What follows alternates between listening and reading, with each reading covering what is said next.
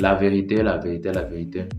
Vous allez remarquer que on vit dans un monde où il est beaucoup plus préférable de se taire ou de masquer ce qu'on veut dire et qui désigne en soi la vérité, qui est parfois la correspondance entre ce que nous pensons et ce qui se passe là. Parce que la vérité ne peut être vraie. C'est vrai que c'est un terme qui est très discutable. Mais la vérité en science habituellement n'est vérité qu'à partir du moment où il y a une correspondance entre ce que je pense et ce qui se passe. Vous voyez? C'est-à-dire quoi?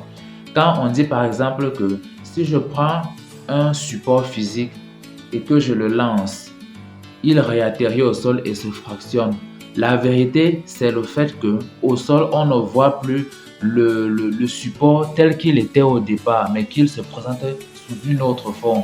Est-ce que ce que je décris par rapport à ce qui se présente là correspond? Est-ce qu'il y a une correspondance entre les deux? Si oui, là, il s'agit d'une vérité.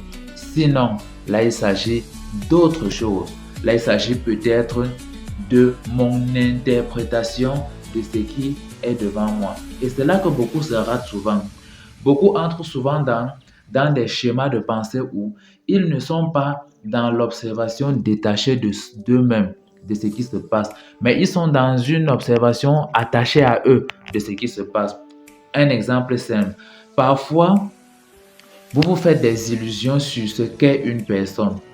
Vous faites des illusions, vous résumez quelqu'un. Et là, je vais prendre un élément très sensible. Parfois, c'est juste que vous êtes parti de l'analyse du fait que, même pas de l'analyse erronée du fait que une personne a eu un agir méprisant. Qu'est-ce que j'appelle la méprise? C'est le fait de mal s'y prendre. En réalité, quand vous interprétez bien les mots, vous comprenez mieux le monde dans lequel vous vivez. La méprise, c'est le fait de mal s'y prendre par rapport à quelque chose. Je me suis mal pris. Ça veut dire, j'ai pas pris les éléments comme il aurait fallu les prendre pour que tout se passe comme ça aurait pu se passer. Alors, parfois donc quelqu'un par méprise pose un acte qui vous dérange. Sauf que l'acte ici ne vous dérange pas parce qu'en soi, l'acte qu'il a posé est mauvaise, mais parce que vous l'avez interprété de la mauvaise manière. Vous l'avez interprété de la manière dont ça rassure vos insécurités au fond. Ça donne raison à la manière dont vous êtes en insécurité avec vous-même. Je peux être d'accord que quelqu'un en passant, il était peut-être pas attentif, il m'a éclaboussé et je suis sale. Mais c'est pas parce qu'il m'a éclaboussé et ça m'a sali que je vais commencer à lui déverser habituellement et dire que ça c'est quelqu'un de mauvais, il ne m'aime pas. Je pense qu'il a été envoyé vraiment pour m'atteindre. Habituellement, quand vous le faites vous-même, quelle est la correspondance entre les deux?